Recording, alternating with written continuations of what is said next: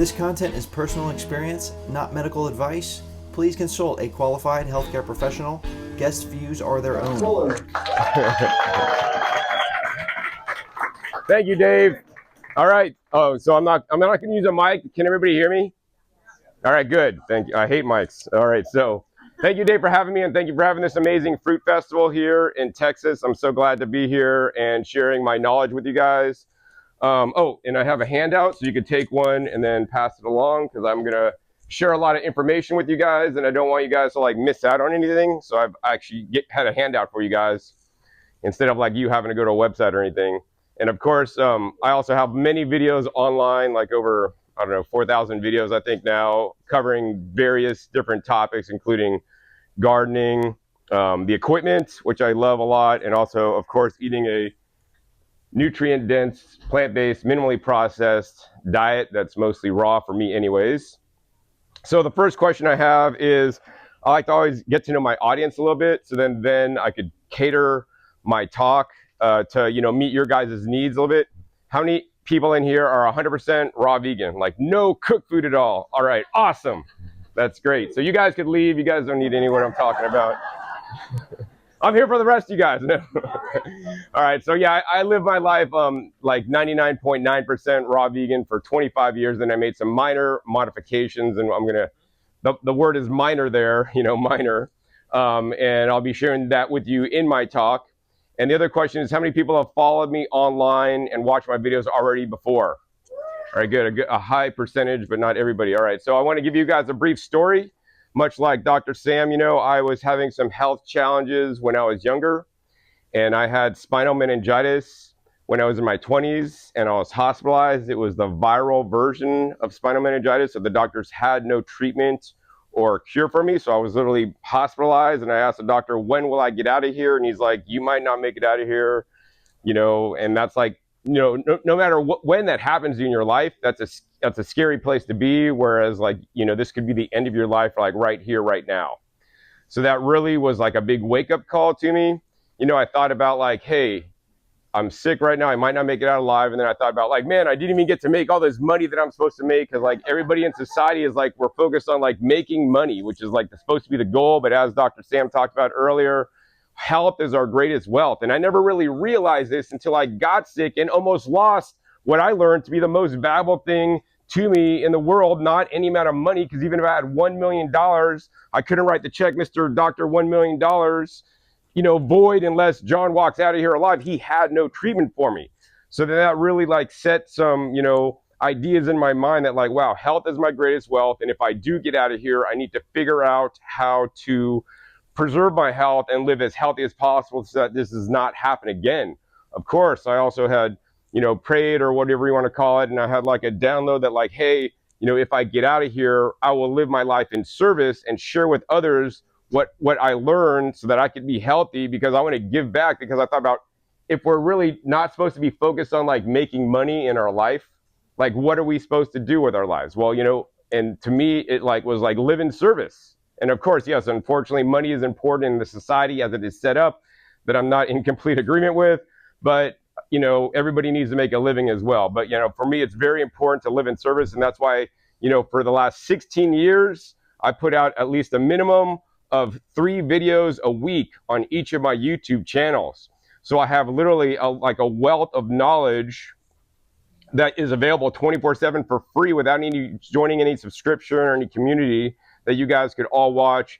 If you're interested, I've dove into many different discussion topics, you know, just myself and also with many of my friends that I've accumulated in the raw foods movement over the many years. I also visit plenty of gardeners and farms where I learn a lot from them and share that about, you know, some of the best techniques to grow the most nutrient dense foods. And then of course, also I've been an equipment geek, and I love the different processing equipment, selling juicers and blenders. Since I started my diet in 1995, I started selling the equipment in 1998 to help other people kind of like get through all the marketing BS that's out there and share with people like the best machine for you, because the best machine for me may not be the best machine for you. But I will say that the machines have made a huge difference in my life, although they may not be necessary. So yeah, that's my basic story. And ever since I started back in 1995, my goal has always been, hey, how can I improve and how can I get better? I learned from Tony Robbins, the principle of CANI, constant and never-ending improvement. And this is so important because, I mean, a lot of people in this space and even just in the general world, like they learn what they learn and that's what they know. And then that's what they continue to share for the next 20, 30, 40 years, even though, you know, science is always changing. We are always learning new things about how the human body works and the microbiome and all these things. So I really try to stay up to date with some of the science and bring in the science plus my experience, plus other people's experiences. And then that's, you know, basically what comes out in some of my videos. And I try to do this as best as possible. Even if I'm making one small change today, that one small change I make today, you know, over a lifetime, over a year, can add up to be a lot. You know, and that's actually the focus of my talk. My talk is called Next Level Raw, Unlocking the Hidden Power of Fruits and Vegetables. And, you know, I'm not really going to talk about like what you'd eat, but I'm a very practical guy. And I've been living my last 30 years like doing this every single day. And then like over the years, I've learned like little tips and techniques that have accelerated me to take me a little further along in my health journey and create a higher level of health. And that's what I want to share with you guys today. So a lot of you guys, some of these things that I'm going to share, maybe you guys already are aware of and you are doing, but maybe a lot of them you guys are not aware about and not doing. Some of them you may think, oh, John's full of BS when he's telling me this, and that's cool because maybe you're not ready for that specific message in that thing I'll be talking about, the principle or whatever belief that I have. But maybe, you know, I want to plant a seed because maybe one day you'll like go back, oh yeah, that talk that John gave at Texas Fruit Festival, he talked about that. And then that's when you're investigating this particular subject. And then you can think back, oh yeah, that crazy guy, John, he said this, and I'm finding that to be true. Or maybe you'll find it to be not be true, but you know, whatever it is, you know, I'm just here to help you guys along in your journey to like kind of take you up a notch because, you know, I believe a notch up and just taking you to the next step. And then, you know, the next step and the next step, you know, you're going to get to where you need to be. And the other thing I've seen a lot in the raw foods movement is that people will plateau. So, you know, you're going to get to a place where like maybe you're sick, you're totally sick and you're eating standard American diet. And then you just go on a juice fast, a fruit juice fast. Dare I say that, which I don't recommend. What that did was that brought your health level up to the point that your body could compensate and then heal itself, right? But then what I see in the raw foods movement so much is that people plateau to a certain point. You get to a certain point, you get to a pretty good level of health, but then you're just stagnating. And then in some cases, depending on your style raw vegan diet and what you're doing, your health may start declining, going back down again. And then that to me is an indicator that what can we do to kind of bring that level up and get to the next level, the next plateau. And you know, that's literally what I'm going to share with you guys. All these things I've learned over the years to kind of take me up a level to try to attain the best level of health that I can. So we'll start off, everybody has a handout. There's a few core principles that I could start with. And the easiest one, I'm going to kind of jump through these pretty quick. Some of them I might spend a little bit more time on, but they're pretty self-evident. Number one is follow multiple teachers and be discerning. I know Don Bennett also discussed this. You know, I don't know everything. I mean, I don't think nobody knows everything except maybe God, higher powers, who we believe in. But it's very important because there'll be conflicting knowledge in this space that we're in. And so I think if, you know, a lot of people like have the same answer for the question, then that may be the true answer. And then you want to also be discerning with what you're believing. The next is no one size approach fits all.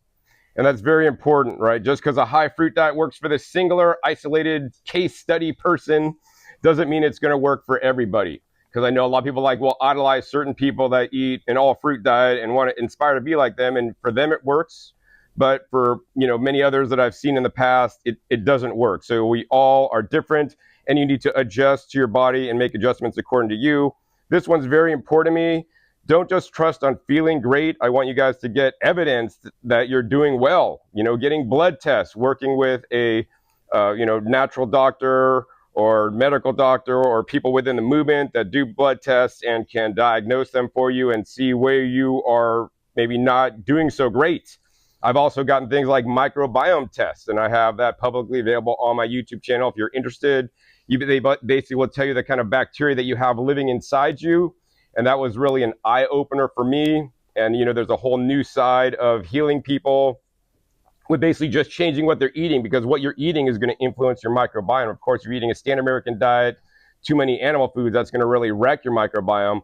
I'm glad to say a raw food diet will better your microbiome than like a standard American diet. But, you know, I believe you could even take it further. Every microbiome test that I've seen from my over 20-year long-term raw vegan friends have not been as high or as good as I thought it would be if the raw vegan diet was optimal. That being said, I do have some friends that haven't been doing raw vegan at over 20 years, and their microbiomes are pretty good. And it's not just the raw vegan diet. It's like, what are the specific things you're doing on your raw vegan diet, including the breathing, like Dr. Sam talked about, including the sleep, including the exercise, including your connection to nature, but also very importantly, including, you know, what kind of foods are you eating?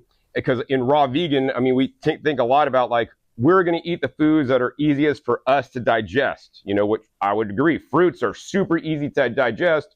There's no reason to juice them. That's why I do end up juicing my vegetables, because they're a bit more difficult to digest, especially things like carrots, especially if you don't chew them that well. But we could digest and absorb nutrients from certain foods. But the thing that people fail to realize is that the food that we don't digest goes to our microbiome. Then it literally is our second digestive system, and it digests food and then creates secondary metabolites such as acetate, propionate, and butyrate. And one of the things I've seen in raw vegan, long-term raw vegan microbiome tests is that they generally have they're producing low butyrate, which is very important for long-term health. Another thing I'll say, and this may be controversial in this space, supplements can be helpful. I know there's some raw vegans that say, you know, supplements are not natural and we shouldn't take them. But once again, I think the number one way to know is if you test. If you test and you need a supplement, then take it. I do take some supplements just in case, such as vitamin B12, also vitamin D, depending on the time of year. I also take an EPA DHA supplement. But yeah, we live in an unnatural world and we're eating unnatural food, which I might talk about a little bit more. I mean, you're like, oh, watermelon, John, is natural. Well, I was hiking with Dave actually in Las Vegas, and we saw like these wild watermelons that are actually toxic. Then they're just growing wild, but these are more wild foods. I mean, these ones like missing the seeds, they're not quite as, you know, natural as they should be. So, you know, that's why I think supplements can be definitely really important, especially based on the foods that people are eating in our modern world. So the product that I've taken in the past that I've done testing on, because I did before, I got blood testing before I took the supplement, then I took the supplement, then I did blood testing after to see like the difference in my blood levels. I think I tested vitamin B12 and vitamin D. It's a supplement called Complement. So I'll have a video on that on my OK Raw channel if you're interested. Next thing I'll say can also be controversial in our raw food space is that doctors can be your friend. You know, I know a lot of people want to do the anti-doctor thing and say all doctors are bad. You know, what I would say is that, you know, a lot of doctors are not educated properly about true health, and they're, you know, trying to, you know, put a Band-Aid over a problem. And so we shouldn't just automatically just say all doctors are bad and never see the doctor. I've had raw vegan friends that refuse to see the doctor and then they end up losing their life. You know, when there's a chronic situation that a doctor actually could assist and help in. We have to just think critically about these things and not just say, oh, doctors are bad. You got to find one that's going to work with you and be smart about it and all these things. Now, another core principle I have that is unfortunately not talked about a lot is I want you guys to maximize your phytonutrient intake. What are phytonutrients? Phytonutrients are basically the plant chemicals that the plant makes based on its DNA and how it protects itself from the environment, from the sun, from the stressors, and all these things. And these are the properties, one of the most important properties. I mean, there's many properties in food, but according to some of the research I've seen, it's some of the most important components of the plants that give us the health benefits, such as the anthocyanins in blueberries. That's why blueberries are purple, such as the lycopene in things like tomatoes and watermelon, such as the beta carotene in carrots. And you could even get into chalcones. That's a unique yellow sap that is bled out when you cut. My ashitaba, which is in like the celery family, and that has a lot of different properties, published studies on the benefits. So my goal is to like literally flood my body with as many phytonutrients as I can. And when, of course, I'm eating the foods with all these phytonutrients, it's also coming with things like fiber, right? Things like vitamins and minerals, just common nutrients, things like some calories, right? Some fat. It's just coming with all those common nutrients as well. And unfortunately, there's a lot of raw vegan diets I see there that are very phytonutrient poor. And my belief and what I've observed is that people eating a more phytonutrient poor diet may not have as good a health as somebody that's eating a higher phytonutrient rich diet. So it comes down to, what do I eat? And then how can you maximize the specific foods you're eating? This is very important and near and dear to my heart, because even if you're just eating watermelon, the watermelon you're choosing to eat could be more or less nutritious. If you're just going to the store, you'll never know how good quality it is. I mean, actually, we'll test this watermelon right here. So I have what's called a Brix meter. And this is a Brix meter. Basically, I'll read off what it says. It says, within a given species of plant, the crop with a higher refractive index, or Brix, will have a higher sugar content, higher mineral content, higher protein content, and greater specific gravity or density. This adds up to a sweeter tasting, more minerally nutritious food with lower nitrate and water content, lower freezing point, and better storage attributes. So this company did a test. It's Brix Gardens, Industrial Ag Labs, and they basically grew green beans. So they grew green beans in a garden that weren't even totally optimal, and then they bought store-bought green beans. And when they tested the Brix on the grocery store beans were 4.2, the garden beans were 6.1, the dry matter was 8.1, it was 16.6, the pH was 6.4 on the garden beans, and the pH on the grocery store beans were 5.5. That being said, you should have guys all came to Dr. Sam's talk where he talked about pH in the food. It's not as important to breathing, so you could ask Dr. Sam about that later. And then anyways, when you taste the grocery store beans that have a 4.2 Brix, it tasted like garbage, which unfortunately, because I've tasted a lot of good fruit, a lot of fruit to me tastes like not so good, like garbage. And then, on the garden beans, it tasted decent. So the whole thing is that the Brix meter will give you a reference point. I'll say you don't even need a Brix meter. You could buy one of these on Amazon. They're like $20 if you really want to geek out like I do on these things. But you really don't need these because our taste buds are our Brix indicators. We could tell if something's good or not.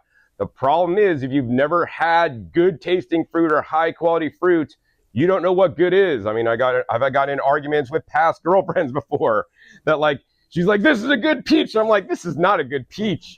And that's like, and I mean, obviously I had been doing this a little bit longer than her and have gotten really good peaches and stuff. And I'm like, let's test it. And of course it wasn't a good peach, and I'm kind of like practical like that, but maybe for her it was, right? But she didn't have the same reference points as I do. And that's why I think tools like this can help you create a reference point. So when you do have some good fruit, wow, that was an amazing grape. You could test it and like, oh my gosh, this grape's like 28 on the Brix scale. It's insane, right? And otherwise you'll like think, oh, the grapes from the store, which is like the table grapes, which I despise, they don't really have a good flavor for me. They might be kind of sweet, right? I'm from Sonoma County, wine country in California, and they have wine grapes that actually have the seeds, that have more nutrition, and that taste way more amazing because the flavors of the wine grapes basically get fermented, and that's why the wines taste so good. The high sugar content converts into alcohol, which is what wine drinkers want, but then the flavor of the grapes makes the flavor of the wine. So we should just be eating the wine grapes, which unfortunately you can't buy because everybody wants table grapes, and that's what they end up selling, which is terrible. So how will you know if something is good Brix if you never tasted it before, tasted something good? Well, they have a standardized chart here with most common vegetables. So for example, we're just going to go down to watermelons today. So poor watermelon is 8. An average watermelon will read 12. A good watermelon will read 14. And an excellent watermelon will read 16. So what would you guys all estimate these watermelons that we've been getting served here at the fruit festival is? All right, so let's see, are they, just call out the numbers. 12, 8. Mangoes will be top. Mangoes will be top. I don't know. Bottom. All right, so I'm getting numbers all over the place. Now, I have been kicked out of fruit festivals before, unfortunately, for Brix testing their fruit and making a video about it. But I didn't just do that one time and then, get kicked out. I basically told the person that organized the event like 5 years in a row, like, hey, you're calling this a fruit festival. We should really try to strive to raise up the fruit quality. here's some ways to do it. And every year they didn't do it, and then I made the video. So then I get what I get because I'm trying to improve everybody's life, their diet, their happiness when eating fruits. And you know, I'm getting rejected. So I'm telling the truth.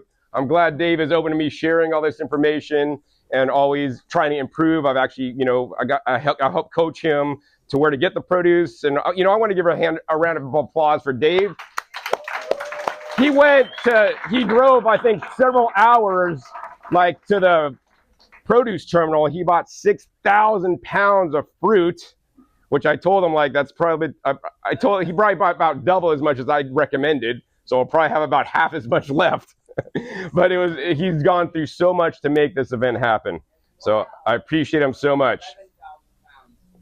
What is it? We counted it. It's like 11,000. Oh, 11,000. Okay, wow, even more. All right, so what we're gonna do to measure the Brix, all you're gonna have to do is you're gonna take a piece of fruit and you're just gonna squeeze out the juice. So, I mean, on a watermelon, obviously it's pretty easy. We're just gonna put some juice on this little blue space here. Then we're gonna close the lid, and then we're gonna look up to the light, and then I'm gonna go ahead and dial it in.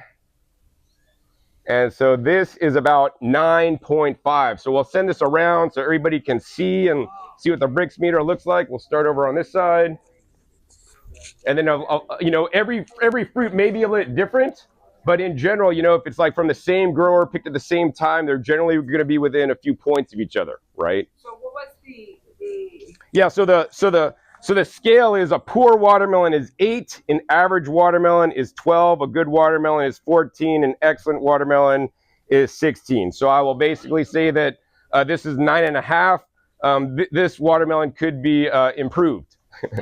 So the thing to do, the real thing to do is, you know, like when you go buy fruit, I mean, you could just get out your Brix meter every time and test it. And I did this for a while, and then some places would get mad, actually, especially at farmers markets. So don't do that.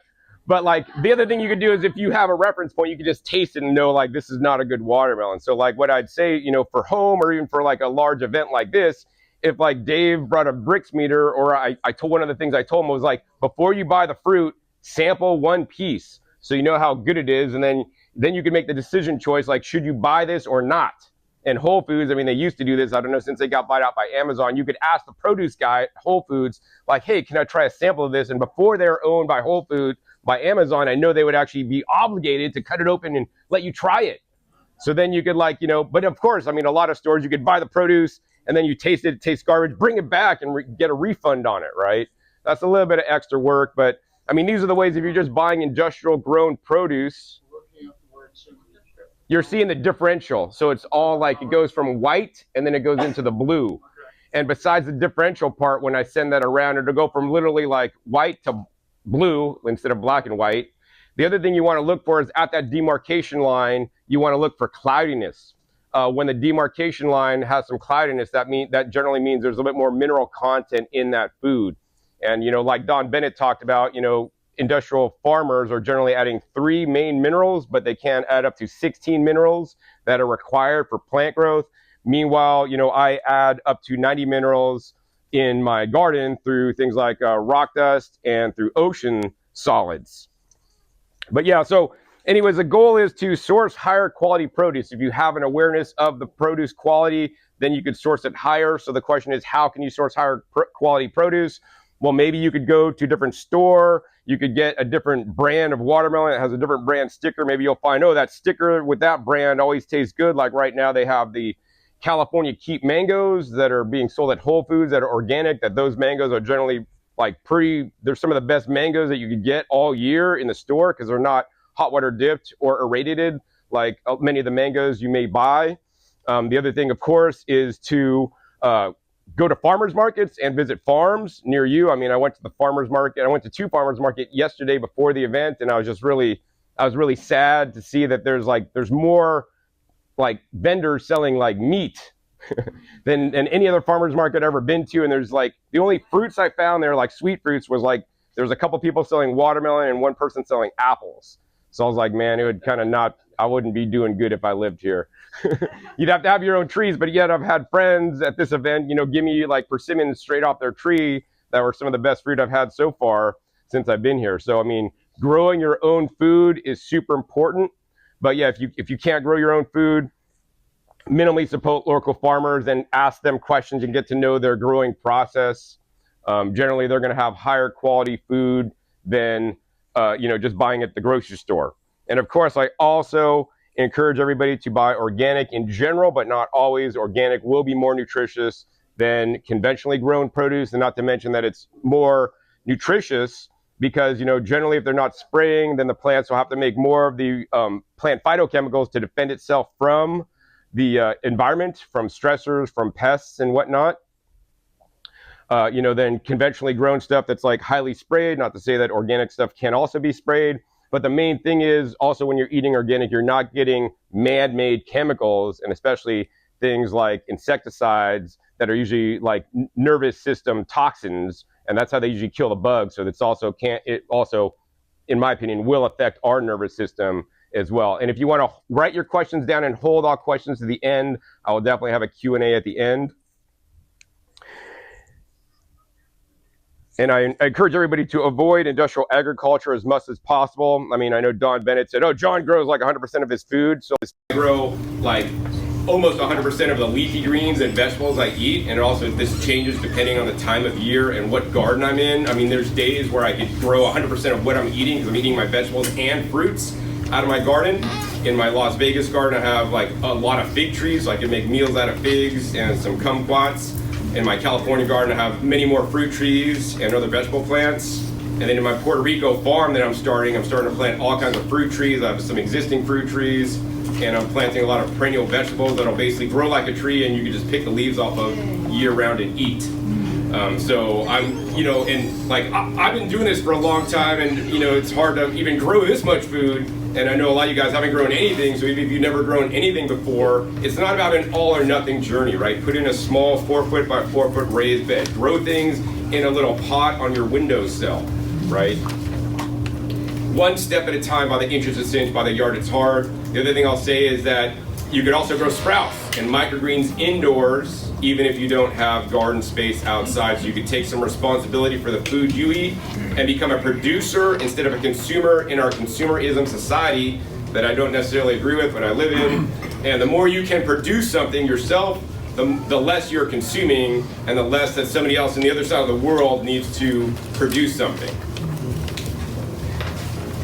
So next thing is very important is increase your plant diversity and increase the types of foods you're eating. If you want to remain in a raw food context, right? I know a lot of people, some of my long-term friends that are raw vegans, they go to the grocery store, go to the produce terminal every single week, and they always get bananas, oranges, tomatoes, dandelions and romaine lettuce, and maybe a few other things that they just always buy.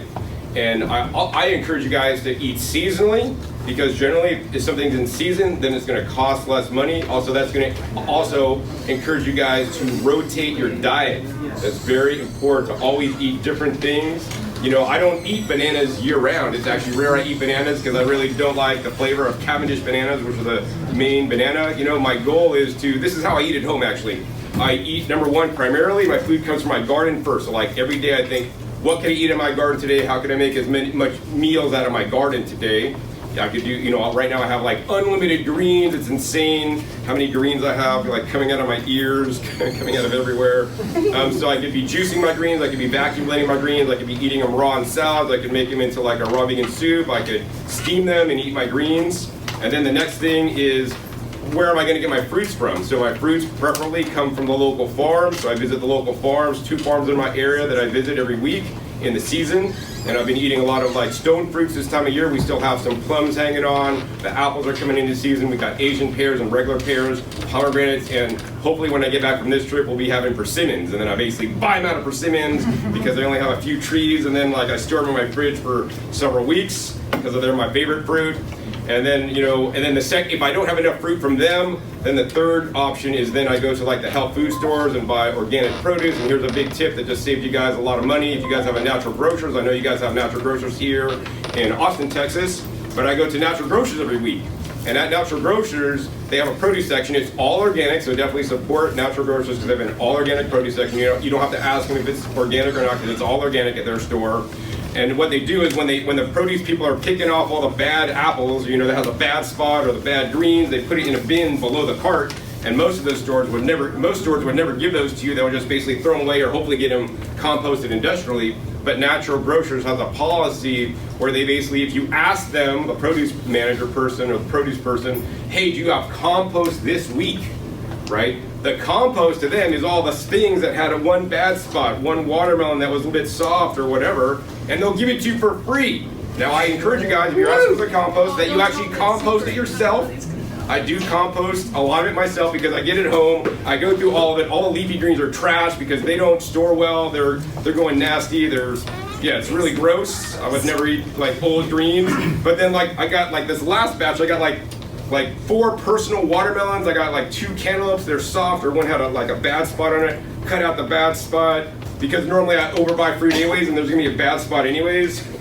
So I call this like I rescue food. I do food rescue. Getting free food, eating organic for cheap. It also rotates my dad because I don't never know what they're gonna have for free. And then of course, if they don't have enough stuff for free, then I'll go and buy organic stuff, or just buy conventional things at the Mexican or Asian markets that are like jackfruit or rambutan, longan, or whatever else. There are other cool tropical fruits that aren't grown organically.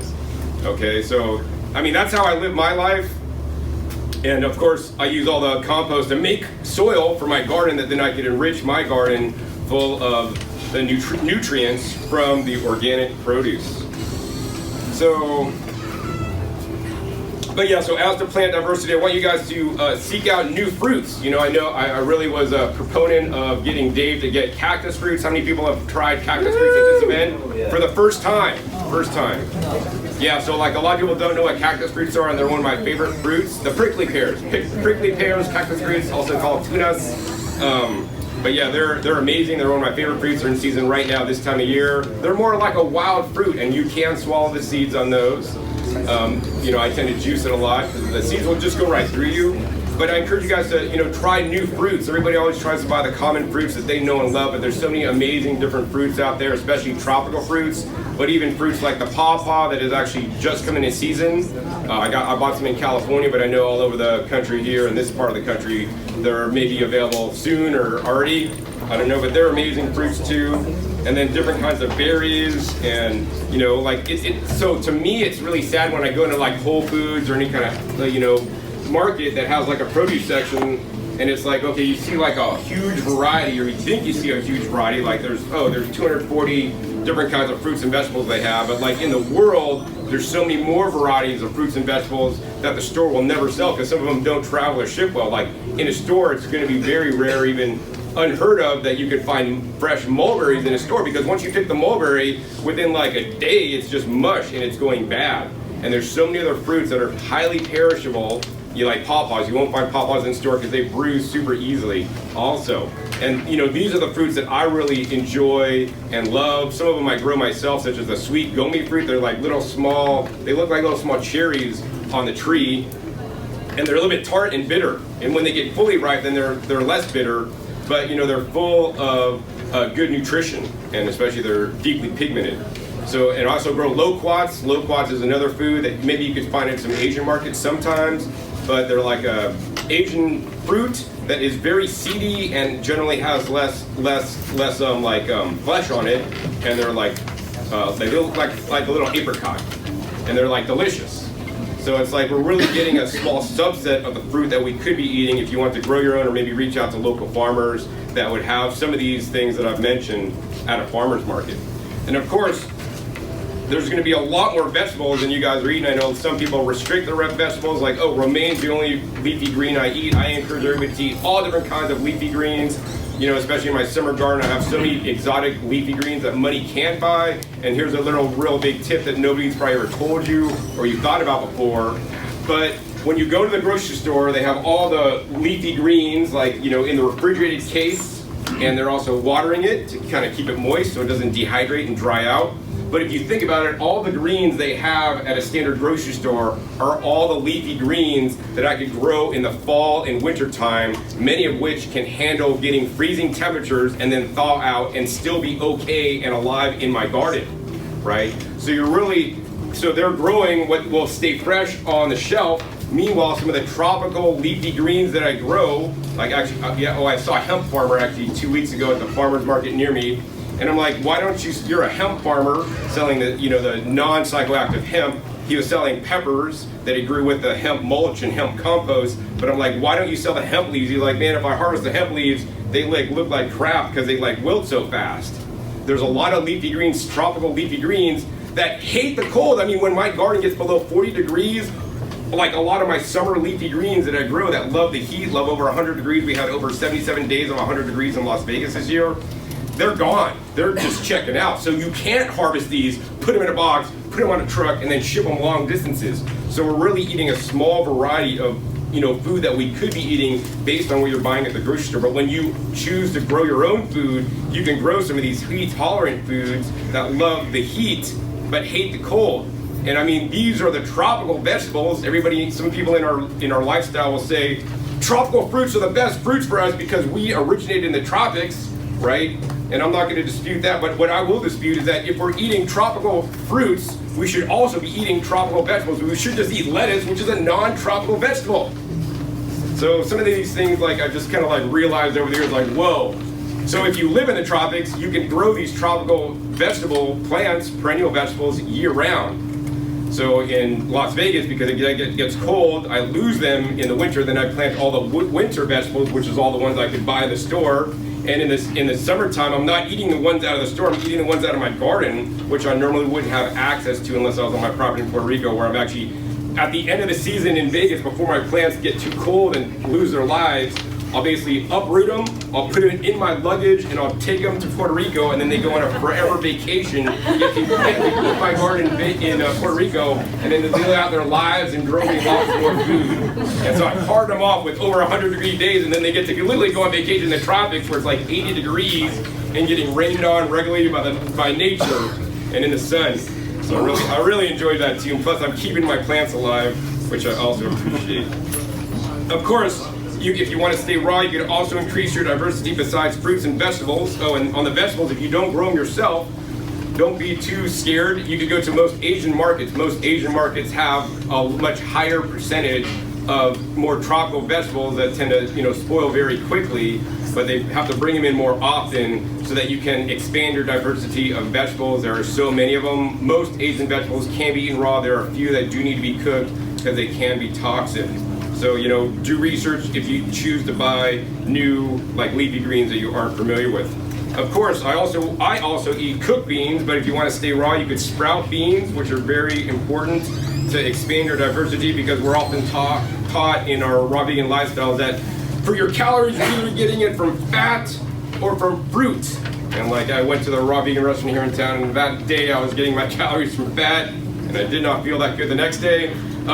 But nonetheless, you can get your calories from fat or fruit, but that's totally a misnomer, because you can get your calories from other foods such as sprouted beans and grains, which is like what Ann Wigmore and Hippocrates style. Well, they do low fruit and then higher sprouted beans and grains, but you could do that also, or include a mix of those. It's not to me, it's not about all or nothing. And of course, we want to eat, smaller amounts of nuts and seeds. I also include seaweeds and different kinds of seaweeds for nutrients like iodine, and also, of course, I include the spices. And then I talked about it, grow your own produce for the highest quality and lower cost. And you could do things to grow higher quality produce than money can buy, because the farmers are growing for profit, not for your health, right? When they grow for profit, they're trying to use the least amount of inputs to get the maximum output. And when you're growing for your health, then you could actually spend extra money on things like rock dust, on worm castings. You can take your time to make compost teas that are going to invigorate and expand the biology that helps the rock dust break down and make it more plant available, so the minerals can now come inside your plants. So you don't have to supplement with additional minerals in your diet. And the other thing about growing your own food is very important, is that you get to choose the varieties you're growing. Much like I talked about the tropical vegetables that I grow in the summertime, you could choose different vegetables to grow. So, if you go to the store and buy tomatoes, pretty much all the tomatoes you see will be red. I mean, you might see some other colored tomatoes someplace, but most tomatoes are red. But you know, I usually go to the Heirloom Festival every single year, and they have a display of like literally hundreds of colors of different types of tomatoes that all have different and unique flavors. Now, the one thing I recently learned about tomatoes that I've shared in one video, but it's hidden in the video, and I want to give credit to Dr. Karen Dina for this, because she had a video on it. She said, you know, so what people mostly say is like, hey, a reason not to eat cooked foods is because you got to cook tomatoes to get more lycopene in you, which is true. When you cook the tomatoes, the lycopene breaks down. I think it's from the trans lycopene to the cis lycopene that's better absorbed. But what they don't tell you, and what Karen Dina revealed to me, is that Karen Dina said orange and yellow tomatoes have the preformed cis lycopene, right? And if you eat that raw, you're going to get actually higher absorption than even cooked red tomatoes, given the same amount of size. That being said, what she failed to mention is that it's only certain yellow or orange tomatoes that have the cis lycopene, because it depends on the cultivar. What makes the orange or yellow tomatoes yellow or orange? Well, it's either cis lycopene or it's beta carotene. So you got to make sure you get the cis lycopene rich tomatoes if you want high absorption from the lycopene without cooking your tomatoes. So you could tell those people off that tell you got to cook tomatoes to eat them, so you shouldn't be raw. Because I've had that happen to me so many times. So there is a website, actually I found in Australia, that has done testing on cis lycopene content in tomatoes with the specific cultivars so that you can grow them yourself. But you know, if you just go to the store, they're just yellow tomatoes, you don't know what they are and if they have the cis lycopene in there. So yeah, and then also too, when you're growing any food, like instead of growing the green okra, I grow the purple okra because it's more nutritious. Instead of growing the green lettuce, I grow the purple lettuce because it's also more nutritious with anthocyanins. I didn't bring my chart today because normally I have a graph and I'll show the differences. But growing your own is so important. And then the other thing is that the next point I want to make is I want you guys to eat more vegetables, especially leafy greens. I'm a big fan of eating vegetables. I know some people in our community will tend to say, eat all fruit, we don't need any vegetables, we need very little vegetables, or we can take this powdered vegetable supplement powder thing. Like I believe that we should eat as many vegetables and especially leafy greens as we possibly could fit in. They are definitely lower in calories, so it's really difficult to get your calories from vegetables. But you know, I concentrate them by juicing, by vacuum blending. These days I even cook my greens, and at one time I ate 51% or more of my calories from veggies, and that was a lot of work. I don't recommend it, but we want to get our percentage of calories from vegetables, you know, up fairly significantly over what some people in this space teach, in my opinion. Next thing, very important on the flip side, we also want to avoid the sweet fruit trap. And actually with that, I think I'll send around the samples today. So we want to avoid the sweet fruit trap. And you know, I mean, people would agree that if you take white sugar and eat it, it gives us a dopamine hit in our brains, right? And that, so the sample coming out, we have two things. So only eat one thing now. The other thing you want to save. So you want to eat not the big chunky thing that's like red. You want to only eat the little freeze-dried peach. It's a freeze-dried white peach is what you should be eating right now. No, that's the other one. So let's hold it up. So the freeze-dried peach basically is this. You can see it's white and then it has like a red skin on it. And then the other one is like basically my soup, which you'll eat in a second. It's freeze-dried, which I'll be talking about. But nonetheless, my point is that avoid the sweet fruit trap. So like, you know, everybody would agree sugar creates a dopamine hit. It can be addictive. I've seen people in our community, unfortunately, you know, the fruit is not sweet enough because it's low Brix and they haven't even tested it. And then to make it sweeter, they have to dump in extra sugar to make it sweet enough to drink. Definitely don't recommend doing that. But even then, you know, if you have good sweet fruit, you want to, like that feels really good. You get a dopamine hit, it makes you feel good, then you want to eat more. Even if it isn't in its fruit state, whole fruit state. But then even worse, if you juice it and extract the juice, you know, you're concentrating the sugar more. And of course, the sample I just sent out is freeze-dried, locally grown Vegas white peaches that are then even more, you know, you taste the flavors more and the sugar more, which could get you in trouble because it got me in trouble during the pandemic because I was eating for emotional reasons thinking, oh, freeze-dried food is good, but I was getting way too much sugar at that point. So I want you guys to have some awareness about overeating fruits. You could overeat any food, And you know, fruits have been one of the things that have been problematic for me personally. Also, things like dates. It's very easy to just start eating dates or meals of dates, and it tastes so good, especially when you combine them with, you know, nut butter, which is definitely not good. So I really want to put that awareness out there that, you know, to not eat too many fruits. And then the next thing, very important, this may be controversial, is I don't want you guys to make the macronutrient mistake. That's what I'm going to call it. There's some diets out there, it could be like 95-5, 80-10-10, whatever the macronutrient numbers are that, you know, these are the targets that we should be eating. You know, I think that's great if you want to focus on numbers, but these only tell us about the, you know, nutrients that are required for us, according to some higher powers like government. They'll say like you need a certain amount of carbohydrates, fats, and proteins, but other macronutrients that are not unfortunately talked about, that is talked about even by the USDA, because I have a video on it, is also the water, and also they talk about fiber as another macronutrient technically, right? And then I don't want you to focus on just the macronutrients. I mean, it's very important to get enough calories, of course, but I want you guys to focus on the micronutrients. Unfortunately, like not many people talk about this. I know Dr. Joel Furman talks about it a lot because that's who I learned it from. It's all the micronutrients in the plants, all the smaller components, not the macronutrients, but the micronutrients such as the vitamins, the minerals. Very important for me is the phytochemicals, and also, especially as I learned about the microbiome, the different types of fiber. People classify fibers like soluble and insoluble, but there's so many other different kinds of fibers, cellulose, hemicellulose, like pectin, all these different kinds, like resistant starches that can feed your microbiome too, very important. And so I don't want you to just be hyper-focused on the macronutrients. I want you to also consider other micronutrients in the foods as well. And we need to embrace like different tastes and sensations, not just the sweet flavor. Another thing I want you guys to do when considering your food choices is consider your microbiome. I discussed this a little bit earlier, that we have 30 trillion human cells in our body, but we have approximately 39 trillion microbial cells. So we have to take care of our microbes, including beneficial bacteria and yeasts and archaea that are our partners in health. We should work with them instead of against them. And then next up is an area I really love a lot, is how to prepare your food. Very important. Number one, of course, is chewing. I'm never going to say an appliance should take the place of chewing. I think it can supplement chewing. But you know, there's benefits of using machines, but we all are giving the nature's best juicers, which is our teeth, and we should chew our food. Why do we give babies baby food? Because they don't have teeth, they can't chew yet, and they're going to choke otherwise. But every mouthful that we eat should be turned into mush before swallowing.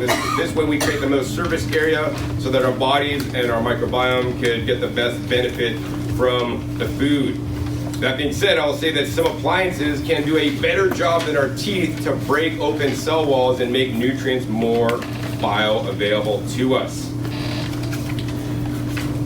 So what I'm going to demonstrate next is actually a thing I do that makes my diet a lot easier and I'm more compliant. Dr. Sam talked about this a little bit easier, is make your diet convenient instead of inconvenient, right?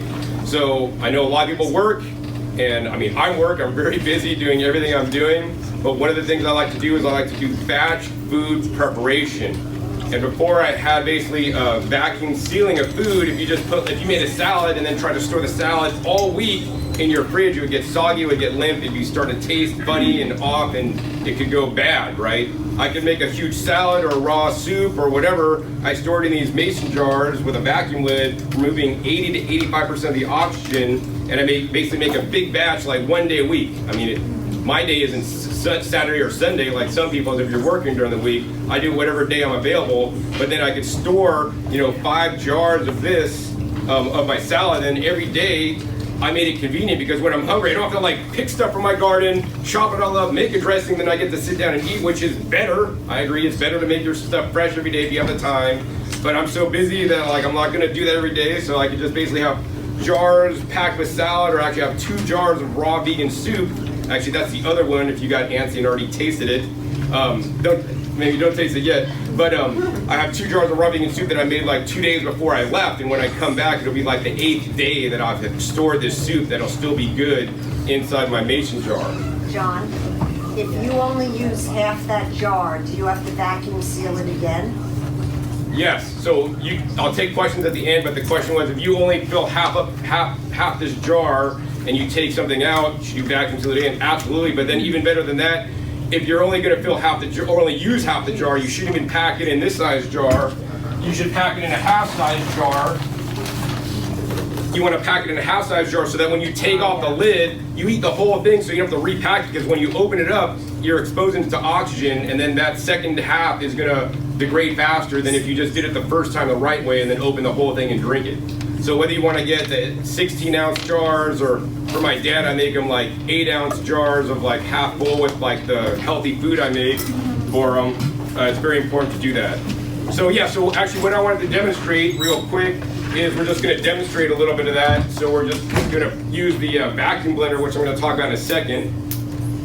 But this is the example of how I would store my food, and we're going to show you guys why removing the air is really important. The water? Yeah, so we just put like one little bottle of 12 ounces of water, and then we're just going to break up this organic tomato and drop it in there.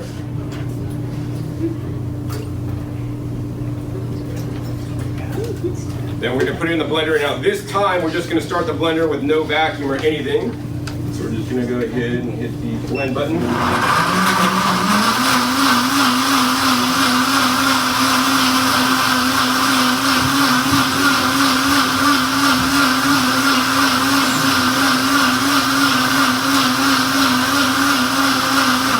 All right, so now We're at the top of the hour. oh wow, already. But we're gonna keep going with John Kohler. The sound healing is starting now, so it is gonna close off. So if you want to be a part of the sound healing, now's your chance. Otherwise, do you guys want some more time with John Kohler? And then if you want to leave, then this video will be online for later, so you're fine. Can we come back here? I think I'll be done by then. So are Brian and Michelle in here? All right, so basically this is just blended water with tomatoes. We'll put it in one jar.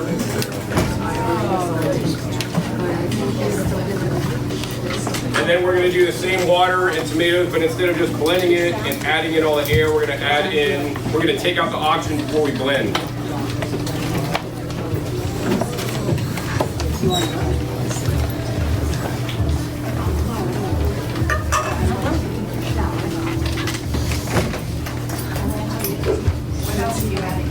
It's just water and tomatoes, and then we have a vacuum pump that then you put on the top. And this pump comes on and basically sucks the excess oxygen out of the jar. I think this pump maybe removes about 70% of the oxygen, maybe high 60s or 70% of the oxygen out. So you may see like some bubbles coming out of the water or out of the tomatoes as the air is removed. Depending on the vacuum blender you use, like this is a dedicated DynaPro vacuum blender, it's like $600. But if you have a BlendTech blender now, you can just buy the lid for the BlendTech. This will go on your BlendTech, and this thing, when you turn it on, if you turn it on, this pump comes on and will suck out the air out of your BlendTech, so you don't have to buy any additional vacuum blender. Now I know most of you guys probably don't have a BlendTech, you have a Vitamix. So if you have a Vitamix, then you could buy this lid with a new carafe that will fit on your traditional Vitamix, not the new ones with the self-detect chip like the Ascent and Venturis. This kit will not work on. That way you can start to vacuum blend. So like this pump really takes a long time to remove the oxygen, maybe like 90 seconds. And once you do, you just remove it. But like we're gonna do a cheat thing, so I have a manual pump that you actually also put on here, and then you can just pump out the air, the manual method. I lined it up properly. And then using the pump with this, you can get up to 80%, around 80% oxygen removal. So the less oxygen that's in the carafe and in your mixture, that means the less you're mixing in air when you're blending. So when you're done blending, you will usually make a smoothie that's nice and foamy, and you're all going to get the sample, the watermelon vacuum blended and not in a minute. But this is just the tomatoes for demonstration purposes to show you guys the separation. And now we're going to blend this up the same amount of time.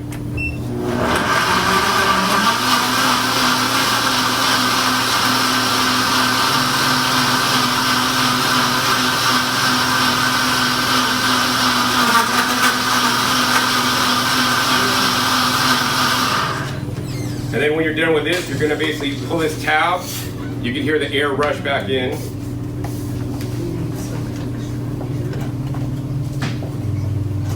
And now we'll pour this one out into the other jar.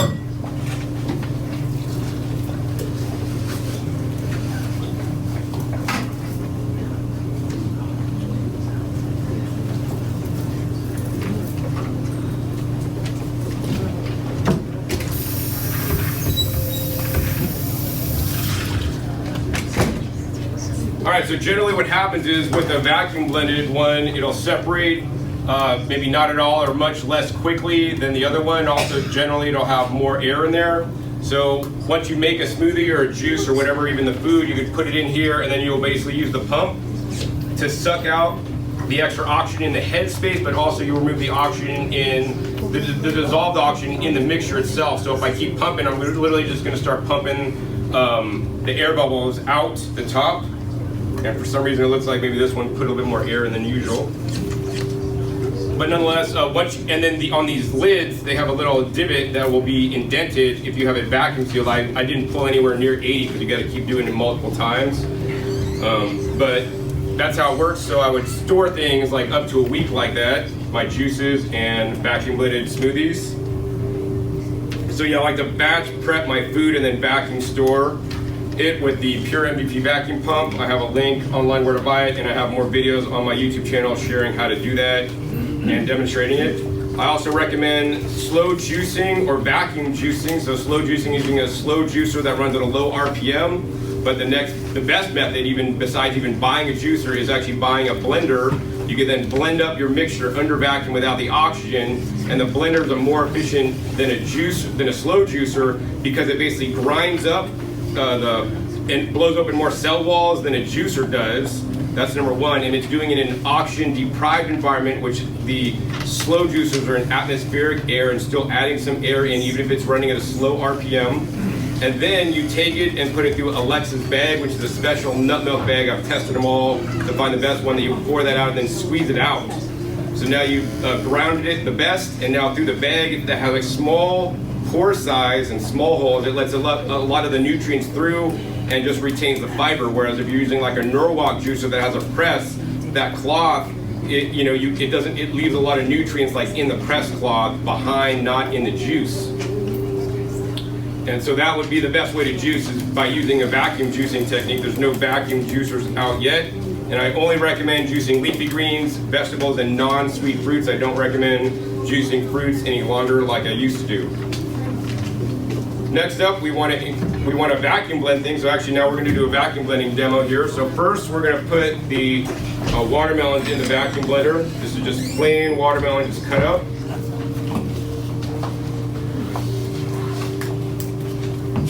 And so you guys can taste the difference. Because I mean, I make a lot of videos on this, and like people don't like, I don't know, they don't believe me. How can just removing the oxygen make a huge difference? Until you buy one and you're like, oh, and then you do it yourself and you're like, oh my gosh, that made a huge difference. Let's see if we can get this going here. So yeah, so what's happening is it's pulling out all the oxygen out of the, the space around the watermelon, and some of the oxygen out of the watermelon is being pulled out at this point. So I'll let it go a complete cycle until this shuts off, so that may take a little bit, and then we'll send around Alex with samples for you guys. Hopefully you saved all your sample cups.